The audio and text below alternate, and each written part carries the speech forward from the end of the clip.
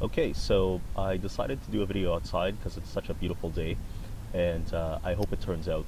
So I want to talk about religious symbols. And recently, Montreal's mayor, Plante is her last name, and hopefully I pronounced that right, decided that the crucifix should come down, that it does not belong in council chambers. And I think that's part of a wider discussion in Quebec about religious symbols in government.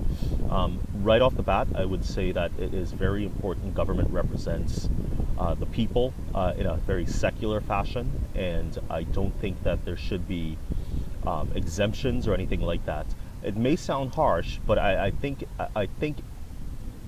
what some don't get is that the government is secular, and religious symbols of any kind, whether it be put up on walls or put up on people, just doesn't belong. I think that's very important. So I'll be general. I don't want to talk specifically about any religion, although I did read one specific story that kind of exemplifies a bit of shaky logic when it comes to religion. And I know religion isn't logical, etc., etc. But let's think of it this way. So this sick woman was talking about having very long hair and, having to wear a turban. Now, not all sick women wear turbans. It's mostly what the guys do. But I don't get the whole argument that a turban keeps your hair neat and tidy. There are probably hundreds of ways to keep your hair neat and tidy.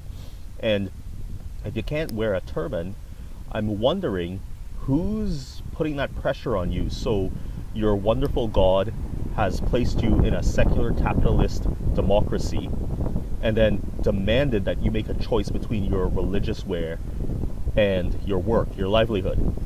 It seems a little bit unfair. What kind of asshole God would actually demand that of one of his or her or its devotees? It just doesn't seem to make a lot of sense. And say you're not too into not the deist thing, or you're into like some form of deism, or you consider God more of a metaphor, and you're more concerned with community and things like that.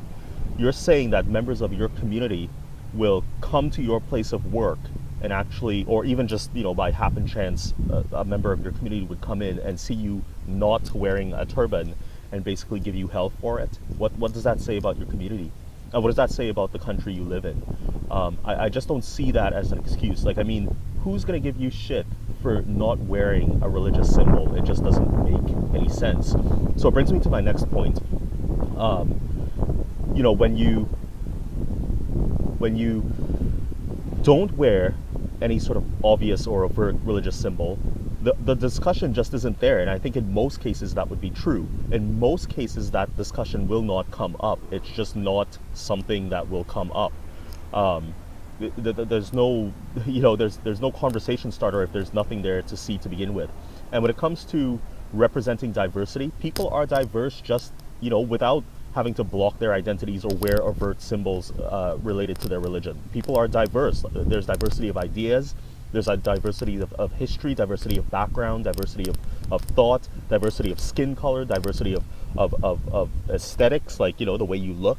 Diversity is there. It doesn't have to be blocked by some uniform or some, prefab religious symbol that proves to the world something or the other. Your belief is in your head, and that's where it stays. That's where it all comes from. You don't have to wear symbols to, to represent yourself.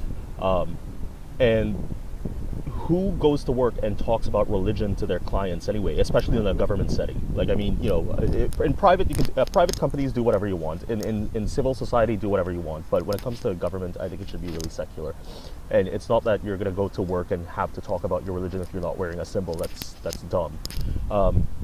So I think that's pretty much what I want to say. Can't really think of much else. That's it for now. Bye.